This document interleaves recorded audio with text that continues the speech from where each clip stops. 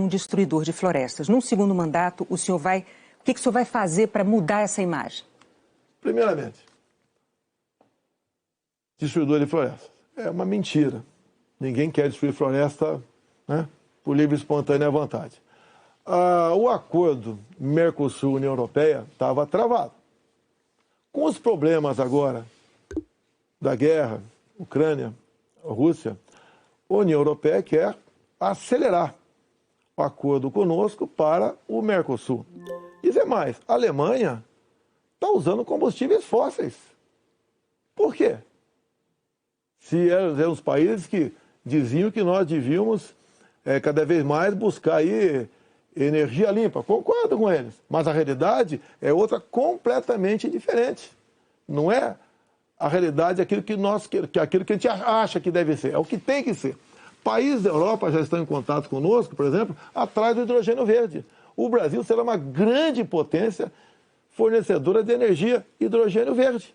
Como já temos acertado, né, no limite máximo, temos até o equivalente a 50 Itaipus na costa do Nordeste. E nós vamos exportar esse hidrogênio verde para a Europa toda. Ou seja, o Brasil é um exemplo para o mundo. Você pega, está na minha frente por coincidência aqui, por exemplo, as áreas reservadas em países outros para agricultura, não é pecuária, é agricultura.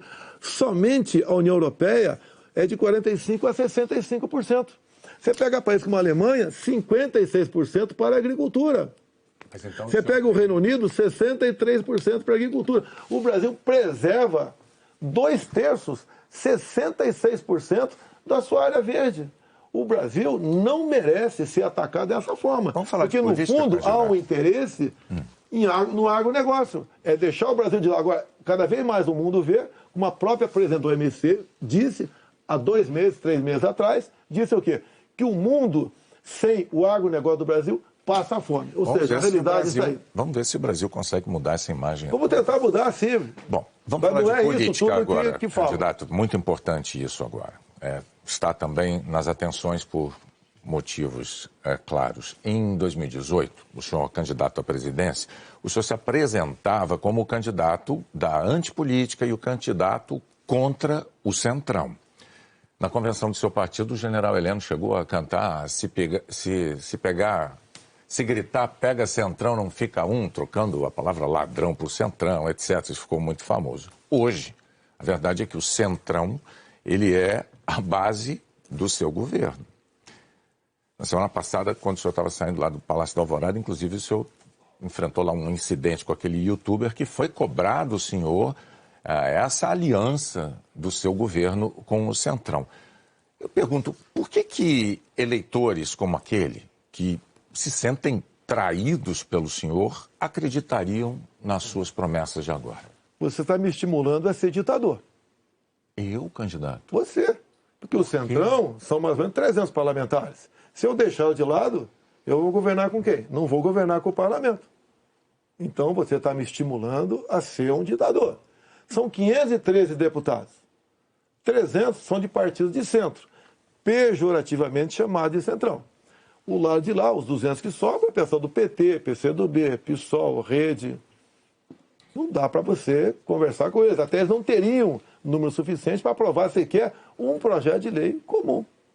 Então, os partidos de centro fazem parte, em grande parte, da base do governo para que nós possamos avançar em reformas. Como temos avançado em muitas coisas. Como, por exemplo, através do Centrão, nós conseguimos o Auxílio Brasil de R$ 600 para 20 milhões de famílias.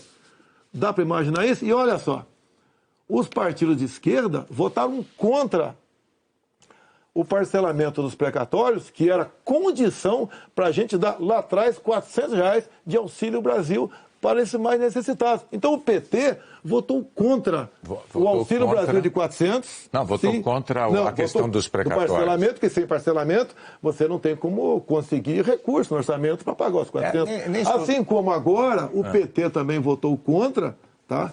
Ou melhor, discursou contra os R$ 600 e votou favorável.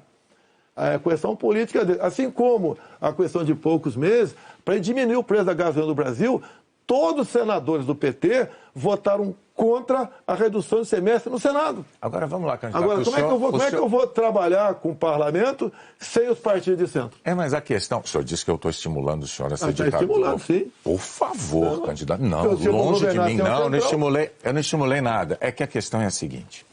Em 2018, o senhor chegou a dizer, até com propriedade, que governos anteriores tinham feito alianças com o Centrão. Mas o senhor disse criticamente que esses governos anteriores tinham feito nomeações com interesse político partidário e que isso tinha tudo para dar errado. O senhor chegou até a concluir assim: por isso eu não integro o Centrão. Mas recentemente, há dias, o senhor, com muita naturalidade, disse assim: eu sempre fui do Centrão, eu vim do Centrão. Aí eu tenho que perguntar ao candidato, em nome da clareza para os eleitores, em qual dessas duas afirmações o eleitor deve acreditar? O senhor sempre foi do Centrão?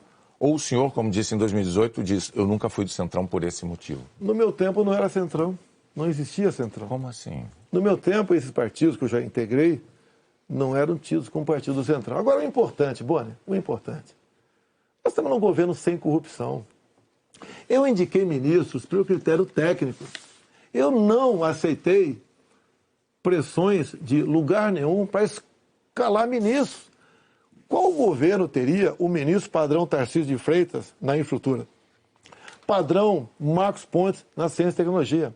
Padrão a Tereza Cristina na agricultura?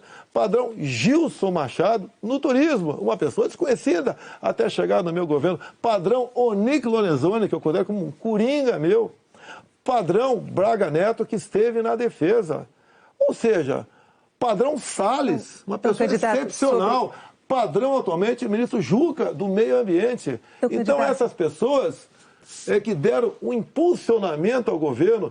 Estamos governando com competência e sem corrupção, porque não tem indicação política para esse ministério. O senhor citou vários ministros, então, aproveitando a deixa, eu vou falar de um tema importantíssimo para o futuro do Brasil, que é a educação. No seu governo, o senhor indicou 5 ministros diferentes. Um deles caiu justamente por um escândalo de ter beneficiado pastores com dinheiro da educação e diz que foi a seu pedido no caso de um dos pastores. Qual é a dificuldade de escolher um bom ministro da educação? Por muitas vezes, depois que a pessoa chega, a gente vê que ela não leva jeito para aquilo. Não foi só da educação. Ele teve acusação. Ele teve morte de prisão. Ele foi preso, inclusive. Agora, conseguiu habeas corpus logo em seguida. Agora, fiquei sabendo depois, né, que o Ministério Público do DF foi contra a prisão dele. Agora, veja só... Foi contra a prisão dele. Por quê? Não tinha nada contra ele. Se tiver hoje em dia, é outra história. Até aquele momento não tinha nada. A questão de ter 2 pastores, um que está no gabinete dele, qual é o problema? Agora, se ele faz besteira, e se essa pessoa...